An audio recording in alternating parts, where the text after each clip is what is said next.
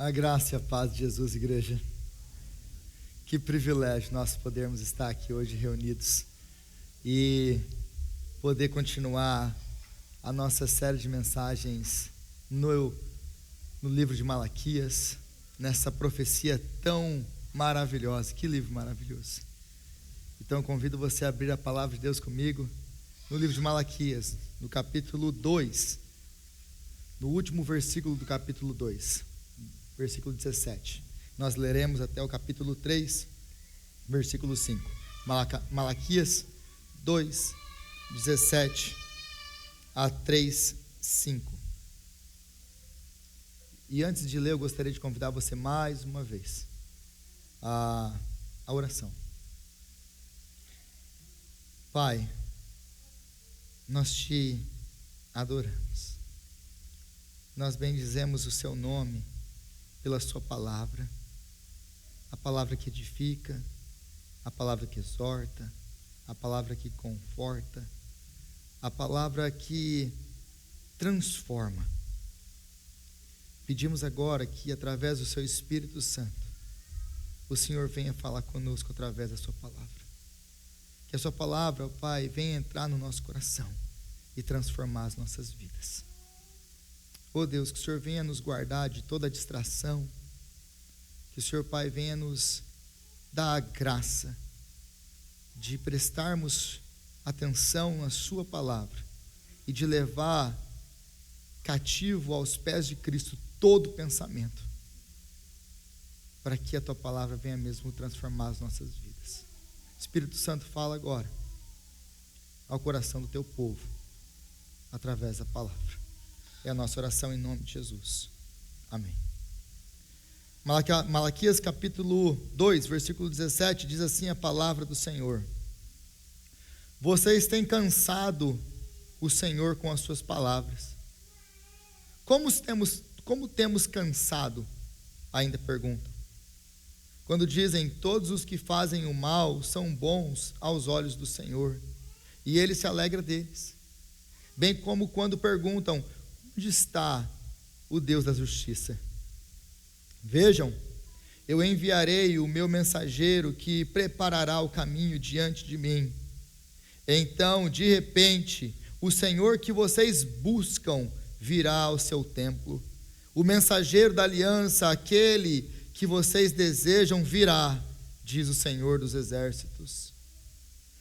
Quem, porém, poderá suportar o dia da sua vinda? Quem ficará de pé quando ele aparecer? Porque ele será como o fogo do ourivês e como o sabão do lavandeiro. Ele se assentará como um refinador e purificador de prata, purificará os levitas e os refinará como ouro e prata. Assim trarão ao Senhor as ofertas com justiça. Então as ofertas de Judá e de Jerusalém serão agradáveis ao Senhor, como eram nos dias antigos, como nos anos anteriores. Eu virei a vocês trazendo juízo, sem demora testemunharei contra os feiticeiros, os adúlteros, os que juram falsamente, contra aqueles que exploram os trabalhadores nos seus salários, contra os que oprimem as viúvas e os órfãos e privam os estrangeiros dos seus direitos. Mas não me temem, diz o Senhor dos exércitos. Palavra de Deus. Hoje então nós continuamos a nossa série de mensagens na profecia de Malaquias, e como eu já disse antes, o livro de Malaquias, você tem aqui 6 disputas entre Deus, ou 6 argumentos entre Deus e o povo.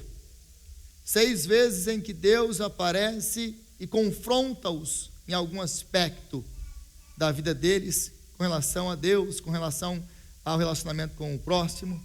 E nós chegamos então na 4ª disputa. E aqui eles estão acusando Deus. E o centro de tudo isso aqui é a pergunta que nós lemos no final do 17: aonde está o Deus da justiça? E essa pergunta é muitas vezes a nossa pergunta. Porque essa pergunta é o antigo problema do mal, que basicamente pode ser resumido dessa maneira: se Deus é bom, se Deus é justo, se Deus é todo-poderoso, por que Ele não acaba com o mal? E esse talvez seja o grande argumento daqueles que não temem o Senhor, daqueles que desprezam o Senhor, daqueles que dizem, aliás, que Deus nem existe, a existência do mal. Porque se Deus é bom, se Deus é todo-poderoso, por que Ele não faz alguma coisa com o mal? E essa pergunta, ela entra nos nossos lábios também, daqueles que amam o Senhor, muitas vezes, quando nós passamos por tribulações e angústias. Mas também entra nos nossos lábios, muitas vezes, quando nós olhamos para o mundo que nós vivemos, e nós vemos sofrimento, guerras, rumores de guerras, nós vemos pessoas passando pelas mais difíceis situações, e muitas vezes nós na igreja olhamos para nós, e nós perguntamos, onde está Deus no meio de tudo isso? Por que Deus não faz alguma coisa? Quando que Deus vai intervir para acabar com tudo isso? E muitas vezes nós, cristãos, nós, aqueles que tememos o Senhor, nós temos uma visão bem peculiar com relação a essas coisas.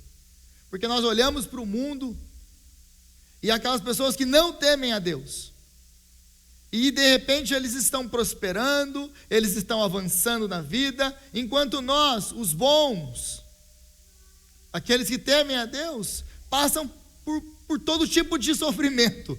E aí a gente pergunta, onde que está Deus? Por que os maus prosperam enquanto nós sofremos? Então você vai vendo que essas perguntas do livro de Malaquias, como eu tenho tentado mostrar, não são perguntas ultrapassadas, são perguntas que nós continuamos fazendo ainda hoje. São as mesmas perguntas. Então, aonde está Deus? Essa é a pergunta deles. E da onde que vem isso? Por que que isso acontece? Como nós já vimos nesse livro, o livro de Malaquias, Malaquias está profetizando para um povo que voltou do cativeiro da Babilônia, com grandes promessas e com grandes expectativas. Eles esperavam que, como agora Deus havia cumprido a sua promessa de que eles voltariam do cativeiro, eles pensaram, então se nós voltamos do cativeiro como Deus prometeu, então todas as outras promessas vão se cumprir.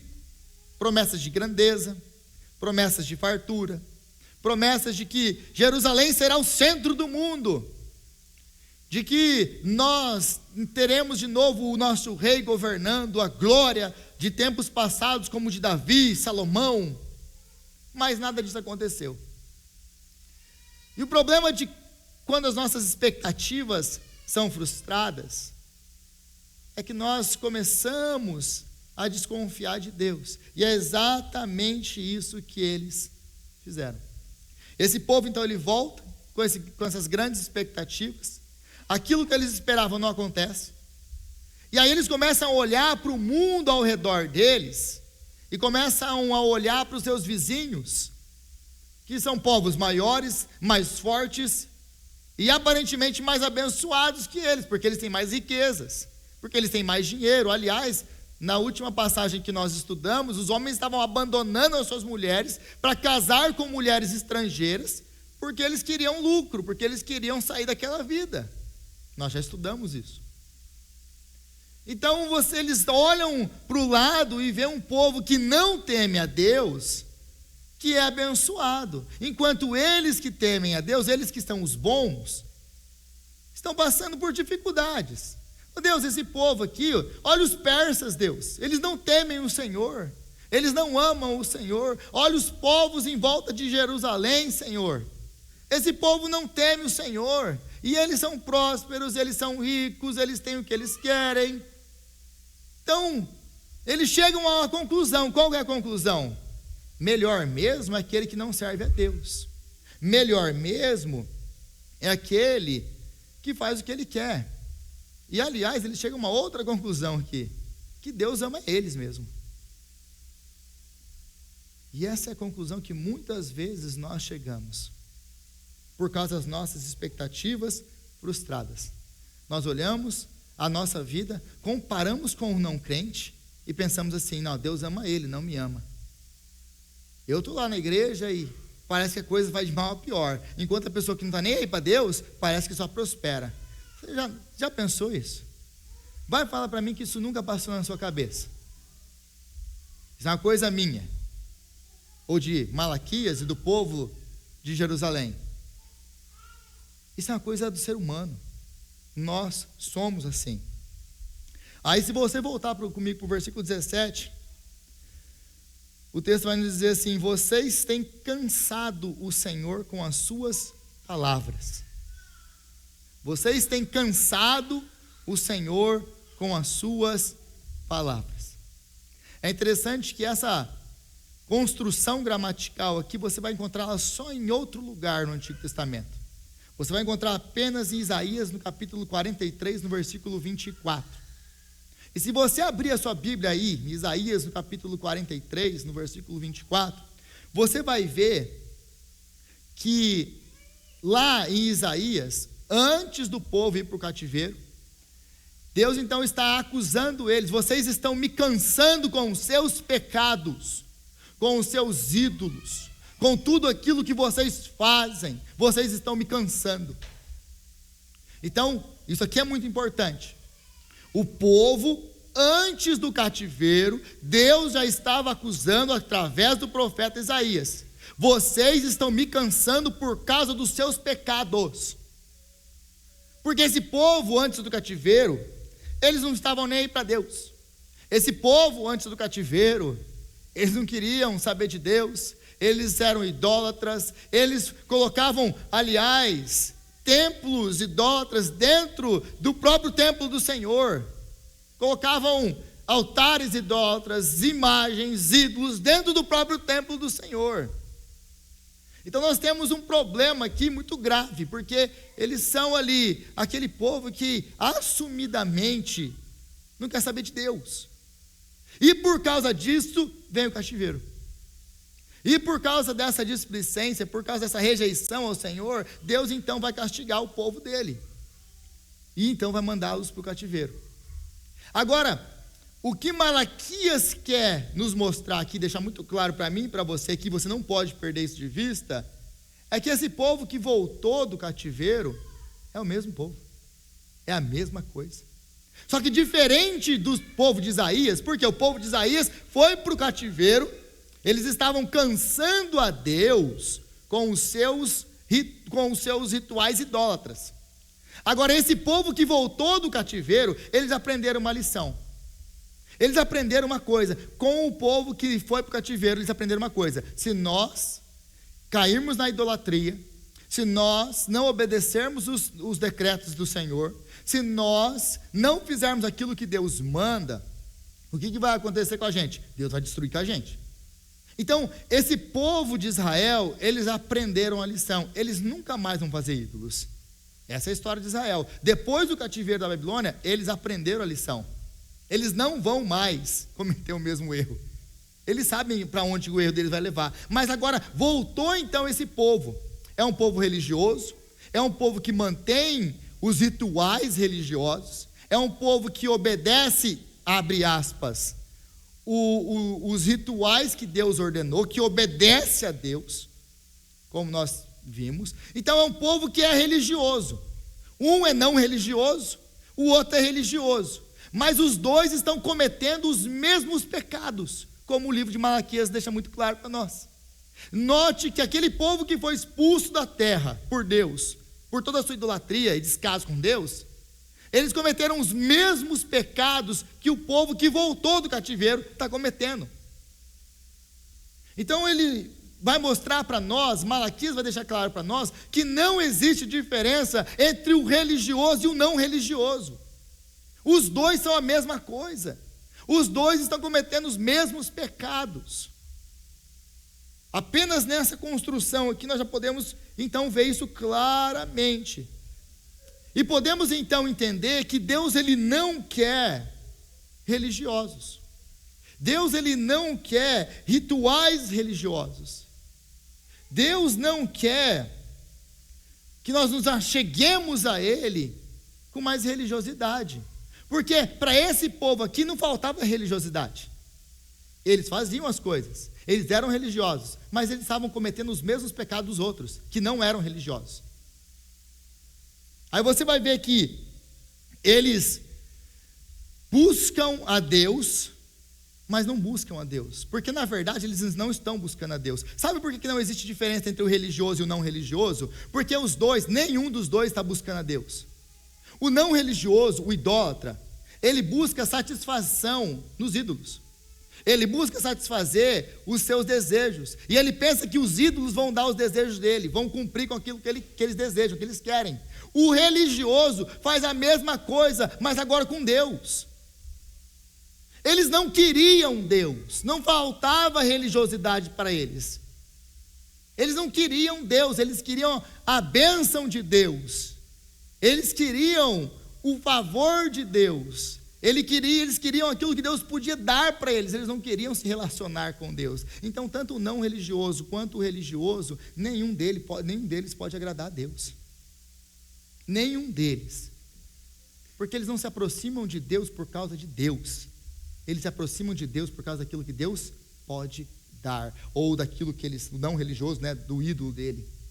Mas, meus irmãos, no dia que nós entendermos que Deus é a nossa grande bênção, que Deus é realmente aquilo que o nosso coração precisa, anseia, que só Ele pode nos preencher, que Deus é a grande bênção das nossas vidas, nós não vamos reclamar quando nós não ganhamos aquilo que nós achávamos que nós tínhamos que ganhar.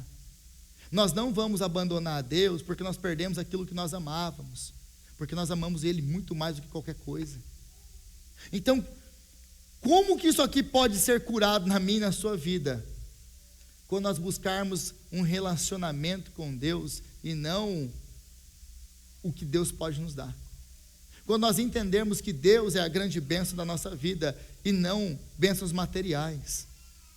Porque nós nos frustramos com Deus. As expectativas dos israelitas estavam frustradas, por quê?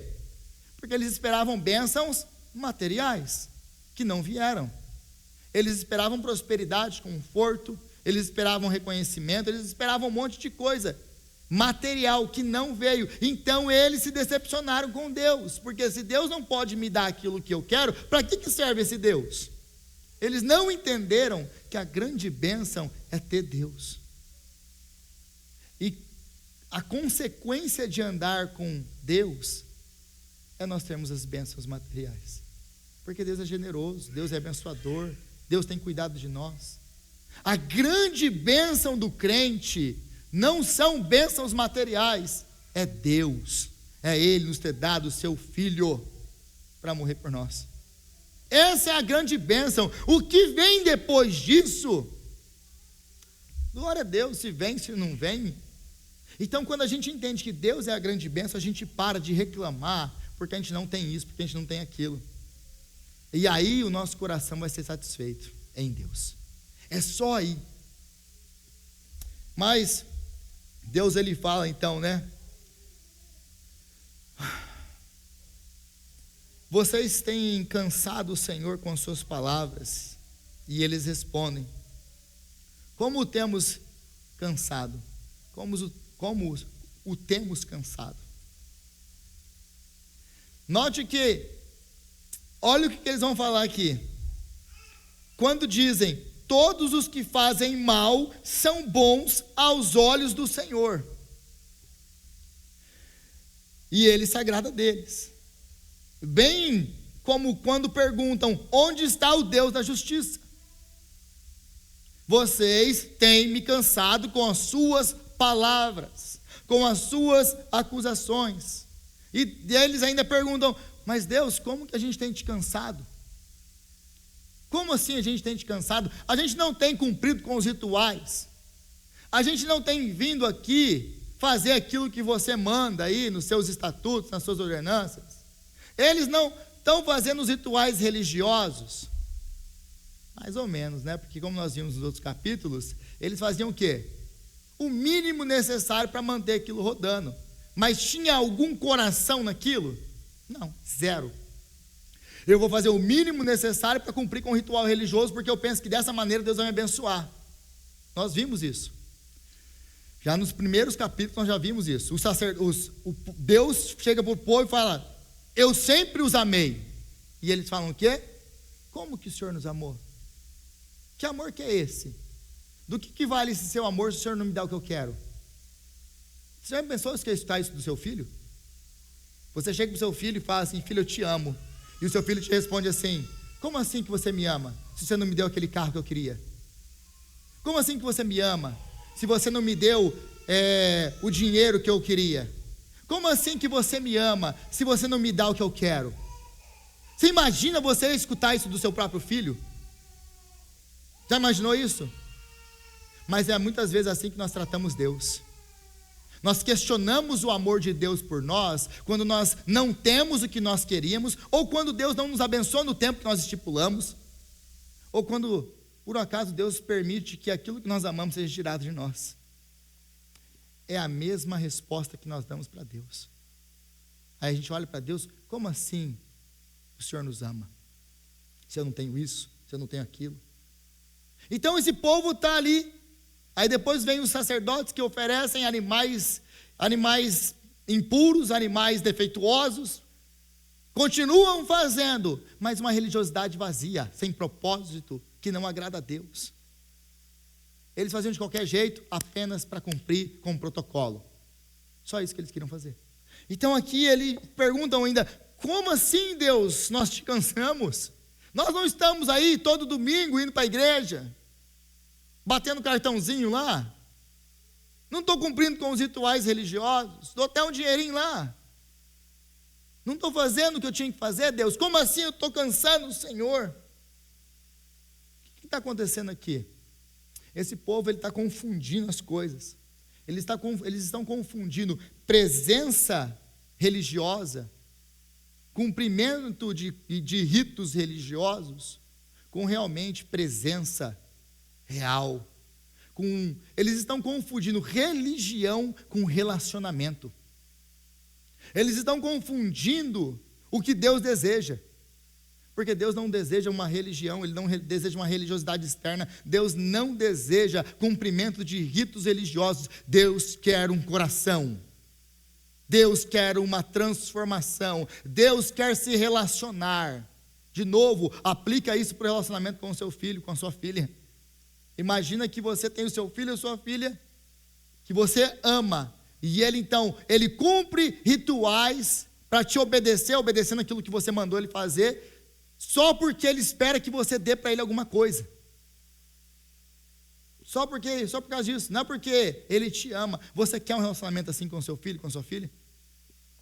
Por que nós esperamos que Deus tenha um relacionamento desse conosco? Então eles cumpriam rituais religiosos e pensavam: estou fazendo tudo o que eu precisava para agradar a Deus, e agora Deus vem falar que eu estou cansando Ele. É Ele que está me cansando, porque Ele não me abençoa. Então eles confundem as coisas. Eles vão para bater cartão e para ir embora. Não tem nenhum tipo de coração nisso. É apenas religiosidade. Então, presença no culto não significa relacionamento com Deus. Nós podemos vir ao culto todos os domingos e estarmos afastados do Senhor. É possível você cumprir todos os rituais da religião e estar completamente longe do Senhor. É isso que Malaquias está nos ensinando. E aí eles acusam o Senhor de algo muito sério aqui. Todos os que fazem o mal são bons aos olhos do Senhor, e Ele se agrada deles. Bem, quando perguntam onde está o Deus da justiça, meus irmãos, essas pessoas, esses queridos aqui, eles não estão acusando Deus apenas de ser indiferente. Eles não estão apenas acusando e perguntando: cadê Deus no meio de tudo isso aqui, desse sofrimento? Deus não vai fazer nada? Eles não estão acusando Deus apenas disso. Eles estão acusando Deus de ir completamente contra aquilo que Ele mesmo revelou em Deuteronômio. na aliança. Porque eu sou um Deus que odeia a iniquidade, a injustiça. Eu odeio isso, diz o Senhor. E é exatamente isso que eles estão acusando Deus. O que eles estão falando aqui é basicamente: Deus ama o mal, Deus ama o perverso, Deus ama aquele que comete pecado. É esse aí que Deus ama. Eles não estão apenas acusando Deus de ser indiferente. Eles estão acusando Deus de ser um Deus que ama a iniquidade, que ama a injustiça, que ama o pecado. É isso que eles estão acusando Deus aqui. Eles estão acusando Deus de favorecer aqueles que fazem o mal. Não é apenas olhar e não fazer nada. Ele ama, é o mal sendo feito. É disso que eles estão acusando Deus. É disso que eles estão acusando Deus. E por que eles fazem isso? Por causa da sua experiência. E esse é o problema de nós fazermos teologia a partir das nossas experiências. Porque quando eles vivem, depois de todo o tempo que eles viveram, com experiência, com a sua expectativa frustrada, eles olham para a sua experiência, e eles olham para a revelação da palavra de Deus. Deus disse: eu odeio a iniquidade, eu odeio o mal, eu sou um Deus santo, um Deus justo. E aí eles vivem na sua experiência, vendo que o mal está prosperando, vendo que aqueles que não temem a Deus estão prosperando, vendo que a coisa vai indo de mal a pior na vida deles. Então eles pegam a sua experiência e eles transferem a sua experiência para Deus, e olham para Deus e avaliam Deus a partir da sua experiência. E todas as vezes que nós quisermos avaliar a Deus a partir da nossa experiência, nós vamos nos frustrar com Deus. Nós vamos nos frustrar com Ele. E aí eles olham os seus vizinhos todos ali, ganhando dinheiro, crescendo, e eu que estou aqui, indo fazer sacrifício, estou indo de mal a pior.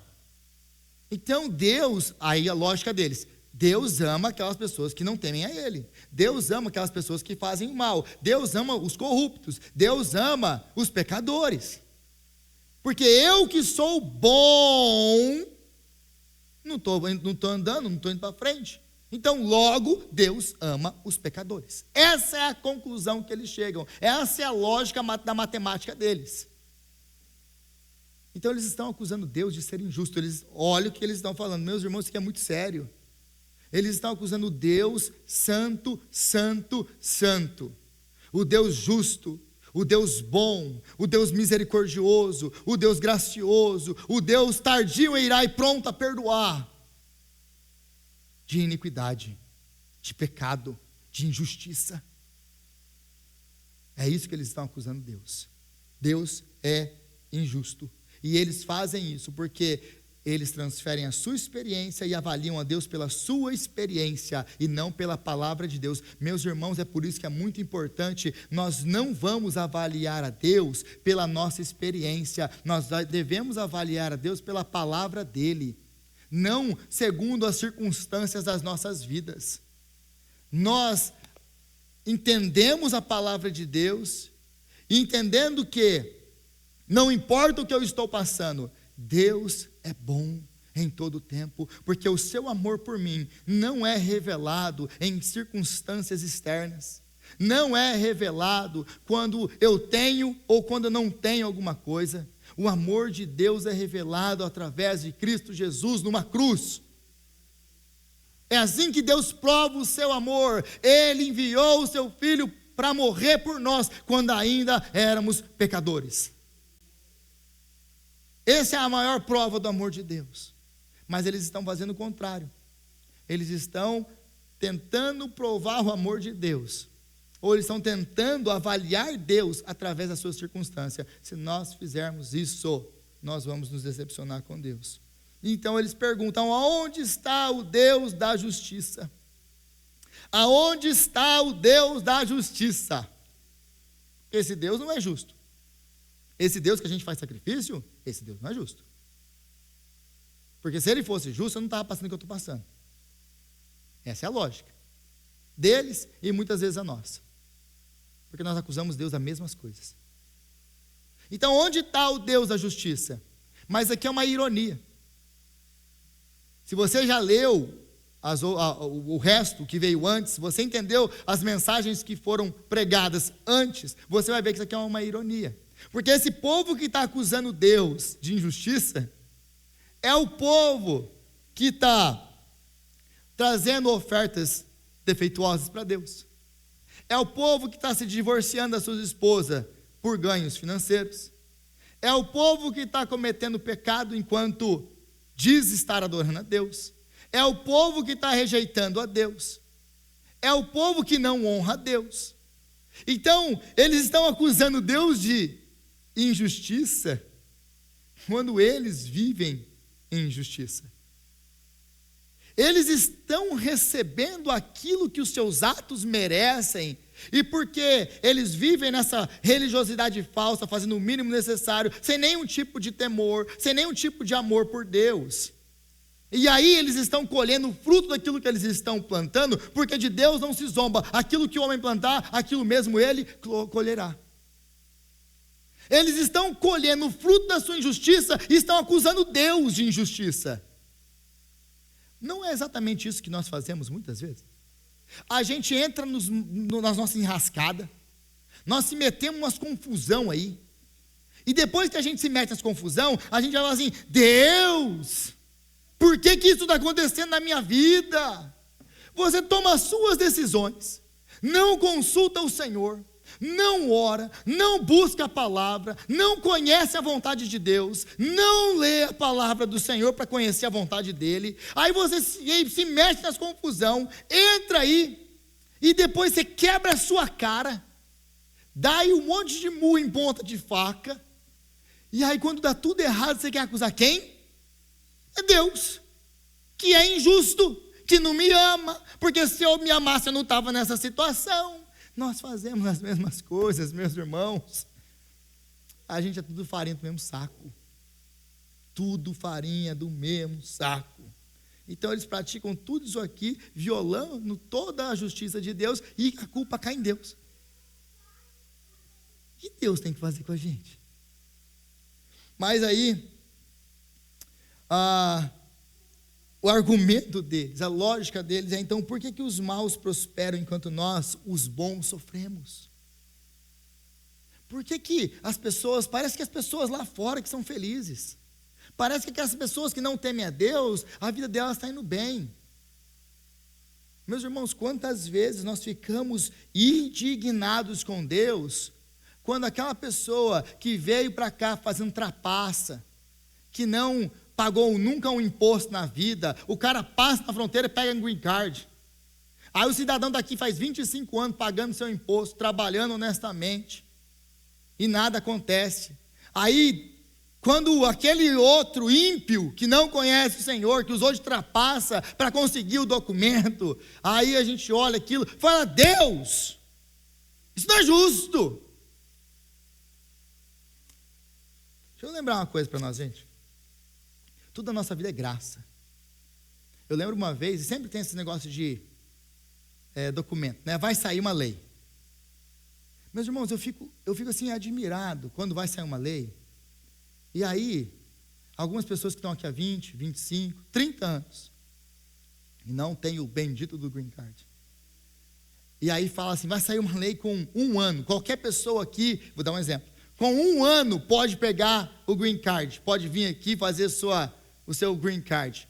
Aí, os que estão aqui há 20 anos, falam o quê? Não é justo. Eu estou aqui há 20 anos, o cara acabou de chegar aqui, vai pegar o mesmo green card que eu. Ô meu irmão, deixa eu lembrar uma coisa para você. É graça. Sabe por quê? O cara de 1 ano não merece. O cara de 25 também não merece. Nenhum deles merece. É por isso que nós não gostamos da graça de Deus. Porque a graça nivela todo mundo. Não tem ninguém melhor que ninguém. Ninguém merece a graça. Ninguém. É por isso que a parábola daquele patrão que vai dar 1 denário para todo mundo, os caras ficam indignados. Mas eu trabalhei o dia inteiro e ele vai ganhar o mesmo salário que eu? Você está de brincadeira, né? Meus irmãos, isso chama graça. Graça. Você não merece, eu não mereço, os dois vão ganhar a mesma coisa, e você tem que estar feliz da vida porque está ganhando, porque ninguém merece. Você não merece, eu não mereço. E nós ficamos indignados com Deus, especialmente quando isso acontece com o não crente. Aí a gente fica mesmo irado. Como assim, Deus? Ele pegou o emprego que era meu, e ele nem é crente. Estou mentindo? É assim que funciona, gente. E aí a gente acusa Deus das mesmas coisas que eles. Então, e nós vivemos também como eles, porque nós não somos diferentes deles. O que eles faziam? Faziam seus rituais religiosos, seus ritos religiosos, e ficavam esperando Deus abençoar eles. Nós fazemos as mesmas coisas. Eu venho para a igreja, eu bato meu cartãozinho aqui, bati meu ponto. Agora Deus tem que me abençoar. Agora Deus tem que fazer o que eu quero. Por quê? Porque eu faço meu ritual religioso. Porque eu cumpri com o rito religioso. Eu já fui na igreja. E aí a gente pensa que ir na igreja no domingo é um vale contra a adversidade, sofrimentos. É uma garantia de que tudo que a gente quer, a gente vai ter. Nós não entendemos nada ainda. Nós não entendemos que a grande bênção na nossa vida é Cristo. E só Ele. Se não tiver mais nada, eu aprendi a estar satisfeito em toda e qualquer circunstância. Mas apóstolo Paulo, como? Qual é o segredo? O segredo é Cristo. Porque quando eu entendi quem é Cristo, meu irmão, se eu tiver o que comer, glória a Deus. Se eu não tiver o que comer, glória a Deus. Se eu estiver preso, eu sou prisioneiro de Cristo.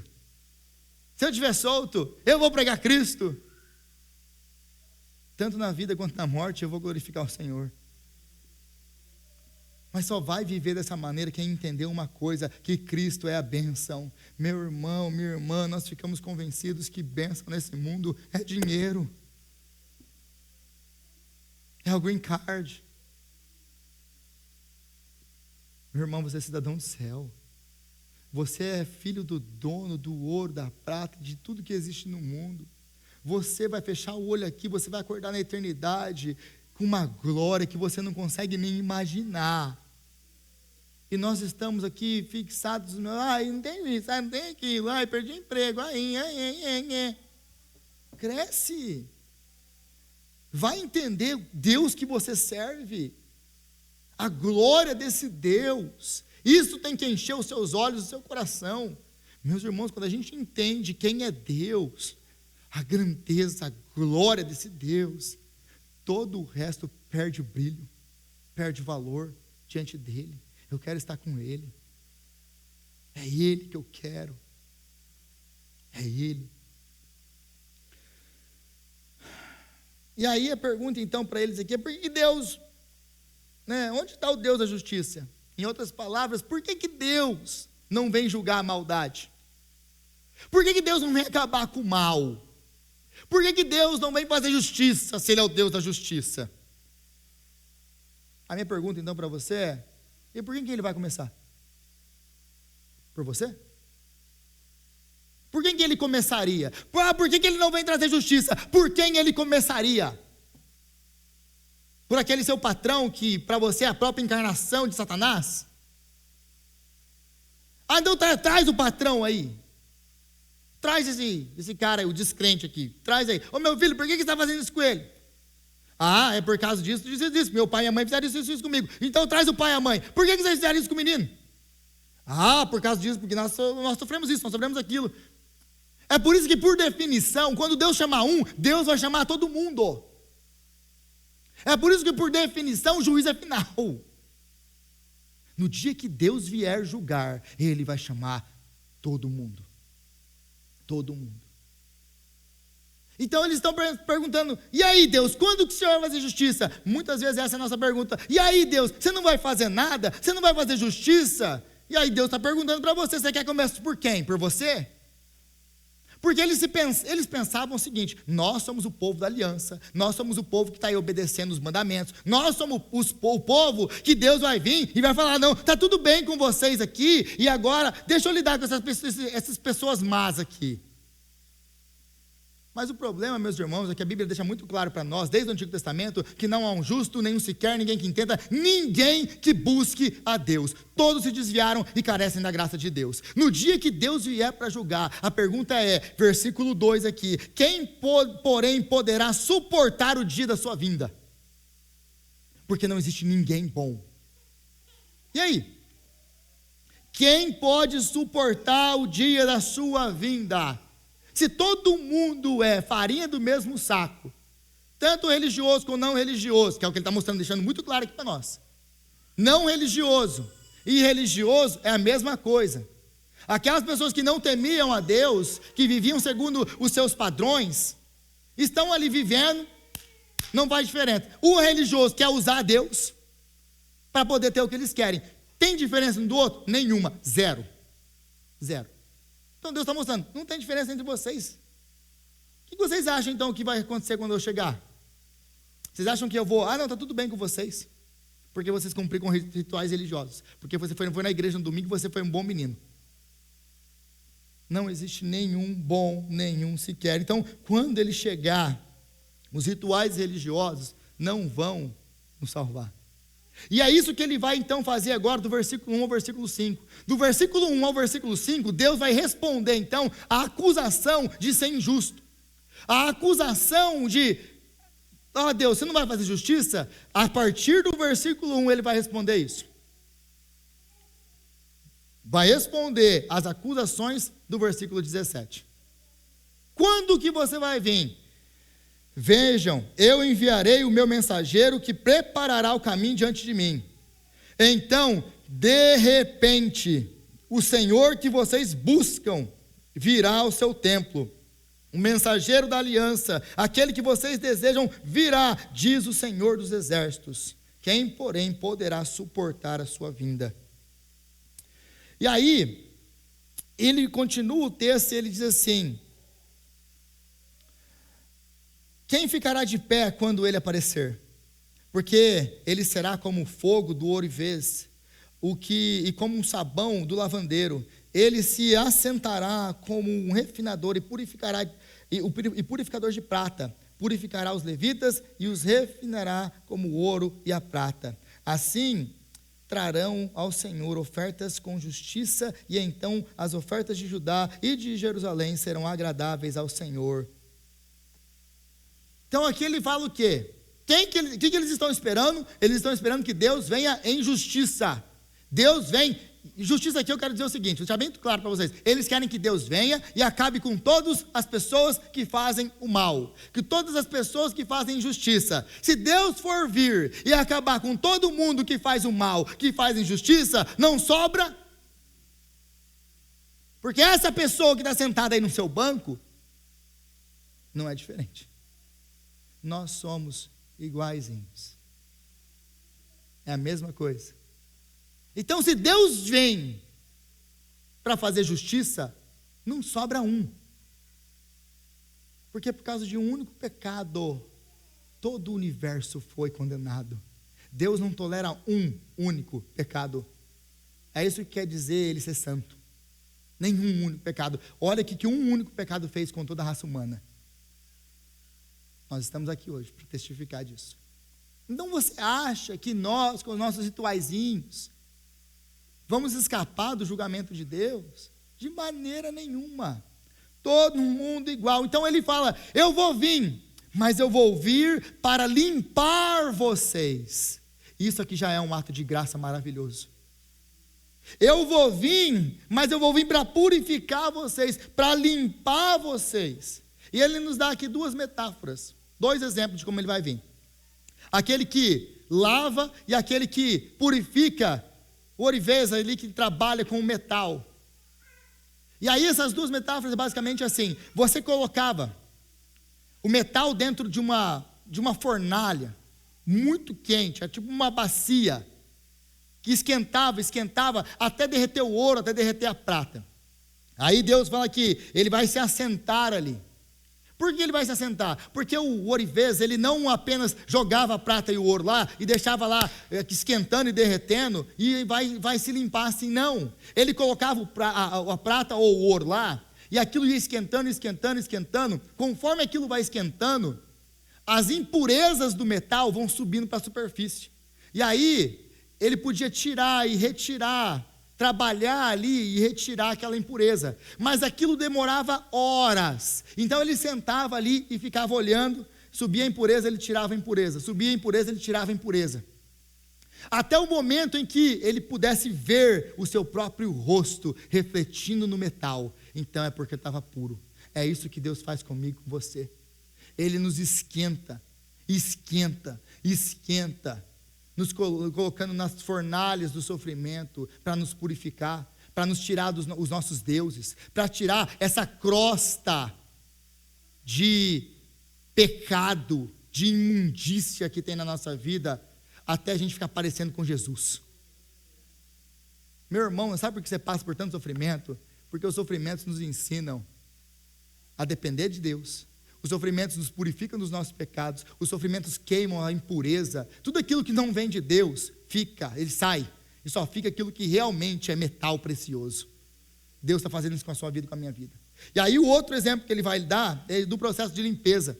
Então o lavandeiro, ele ia pegar também, para limpar ali algo que foi realmente muito sujo, e eles não tinham máquina de lavar, como você tem lá na sua casa.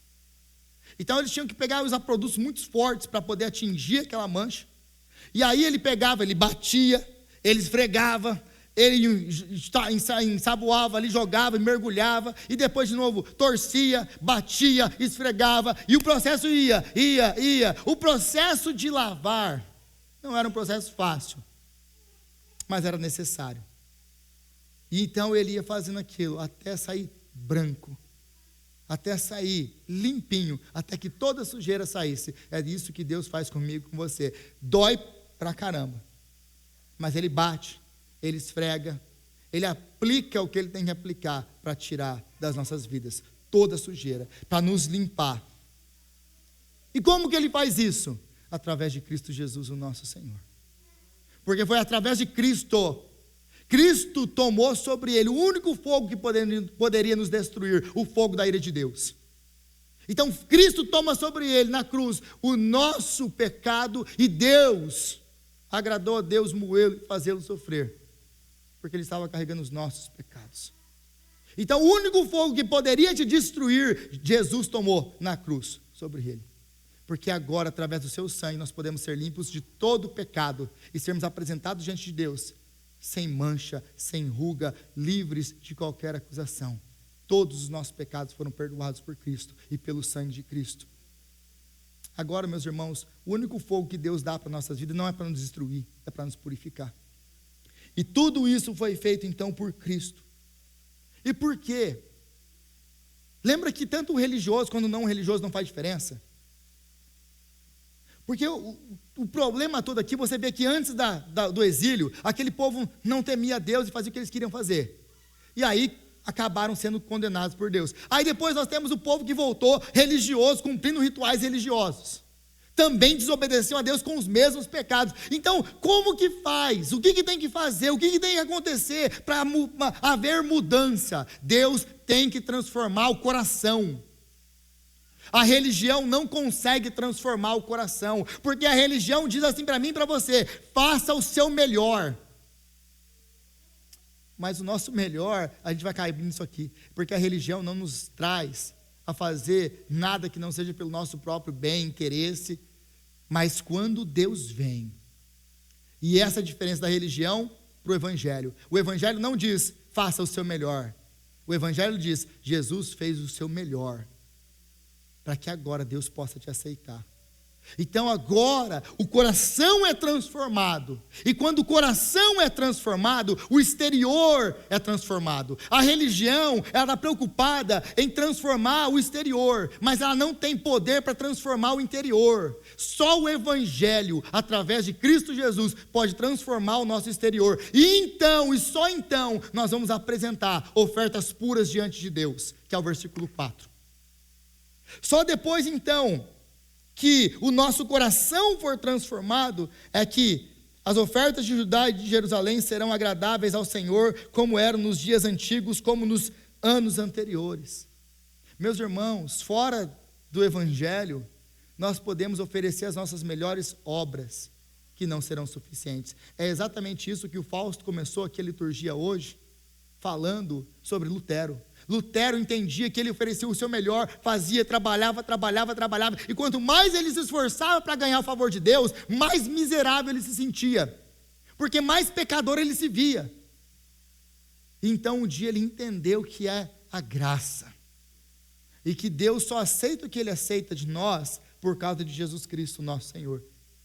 É Jesus que rasgou o véu que separava o santo do santíssimo.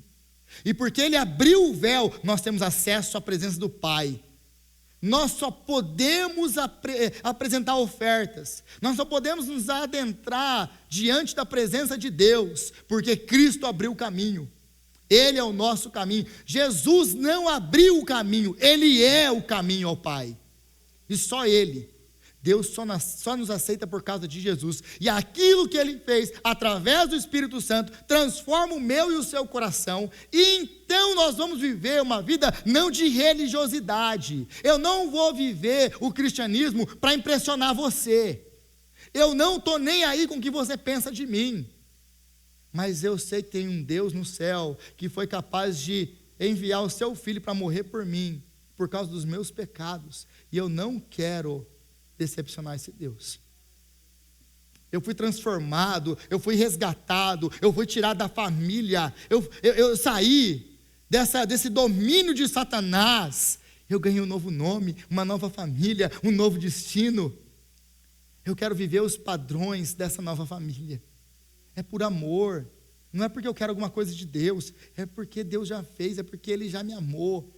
Se Ele me amou dessa maneira, eu quero viver para Ele com tudo que eu possa viver. Essa é a diferença. A religião não pode fazer isso. Então, tanto o religioso quanto o não religioso não faz diferença. O que faz diferença é aquele que foi transformado no seu coração. E tudo isso aqui, meus irmãos, se vocês não entenderam ainda, tudo isso aqui é o Evangelho. Olha para o que Malaquias está nos escrevendo aqui. Ele está nos mostrando então que não existe nenhuma maneira, que ninguém é justo diante desse Deus.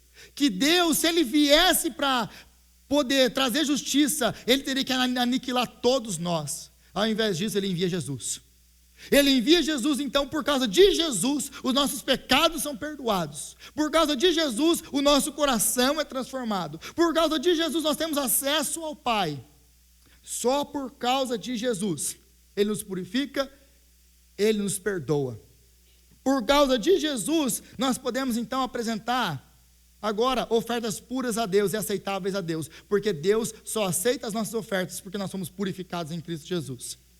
Fora de Cristo, nós podemos ser os melhores religiosos do mundo. Deus não aceita a nossa oferta, porque as nossas melhores obras são trapos de imundícia diante de Deus. É só Jesus que nos torna aceitáveis diante de Deus. E então, para fechar o Evangelho, vem versículo 5. E eu virei a vocês trazendo juízo. Então, depois que Jesus veio, e Ele nos purificou, nos deu paz com Deus, transformou o nosso coração, então Deus agora vem em juízo. Agora Jesus volta uma segunda vez, agora não para trazer mais a graça, Ele vem para trazer juízo, para aqueles que não se arrependeram dos seus pecados, para aqueles que rejeitaram a oferta de perdão que Ele tem para oferecer. Isso é o Evangelho em poucos versículos. É isso que Malaquias está escrevendo aqui para nós. Ele está apontando para a obra maravilhosa de Jesus. Mas aí a gente lê uma lista de pecados aqui, ó. Eu virei então, trazendo juízo, sem demora, testemunharei contra os feiticeiros, os adúlteros, os que juram falsamente, contra os que exploram os trabalhadores nos seus salários, contra os que oprimem as viúvas, os órfãos, e privam os estrangeiros dos seus direitos. Aí a gente pensa, nossa, a gente não faz nada disso, será? O que é feitiçaria? senão a nossa tendência de querer viver a nossa vida e de querer confiar em outras coisas que não são o Senhor? Por que você acha que as pessoas buscam o que elas buscam? Que elas buscam na feitiçaria, consulta aos mortos, e elas querem controlar a sua vida de maneira que não exija confiar em Deus. É eu tomando nas minhas mãos, usando de meios espirituais para tentar controlar a minha vida.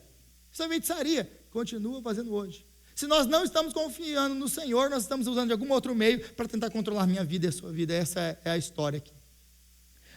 Mas e o adultério? Adultério não acontece apenas no ato fora do casamento. O adultério começa no nosso coração, na nossa disposição de tratar o outro como se fosse descartável.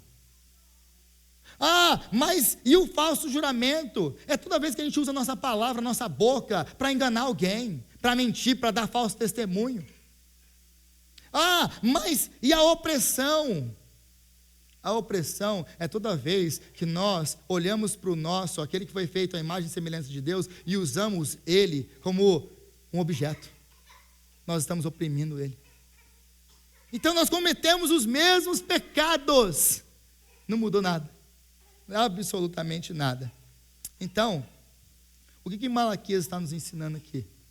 É que a religião que eles praticavam, essa religião sem o temor de Deus, sem o amor de Deus, todas as vezes que nós praticarmos essa religião dessa maneira, então a religião vai virar um palco para nós. Então, o culto ele vai virar uma performance. Então, a oferta vira uma obrigação que a gente tem que dar para Deus para manter o nosso contrato com Ele. Então, eu vou cumprir rituais religiosos para eu poder satisfazer a Deus, para Ele me dar aquilo que eu quero. Isso é uma religião que perdeu o temor de Deus. Isso é uma religião que perdeu o amor a Deus. E esse tipo de relacionamento Deus não mantém com ninguém. Nós precisamos da transformação que só Cristo pode nos dar. Senhor, nós te louvamos e nós te exaltamos pela sua palavra, ó Pai. E nós te pedimos perdão. Perdão porque nós olhamos para esse texto, nós lemos esse texto e nós olhamos no espelho. Porque nós estamos falando de nós mesmos. Porque esse texto está falando de nós mesmos. Quantas vezes, ó Pai, se nós não falamos, nós pensamos que o Senhor era injusto por causa de alguma coisa que estava acontecendo. Quantas vezes nós olhamos o ímpio prosperando e pensamos, mas por que ele prospera e eu não prospero?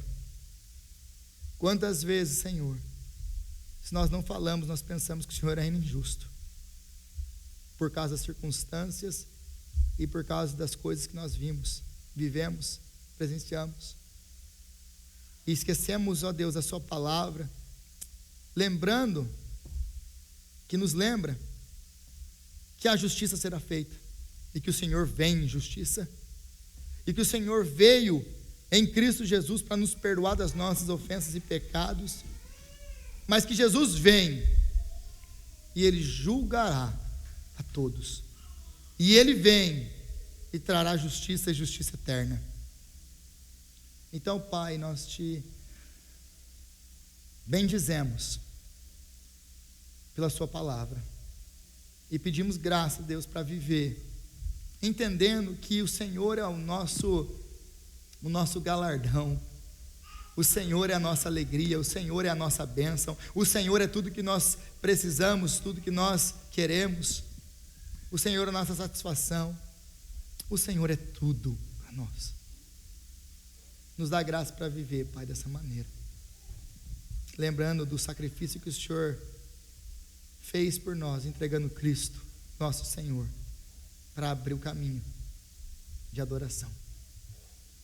Oh Deus, transforma o nosso coração de religiosos em filhos, em nome de Jesus. Amém, Senhor.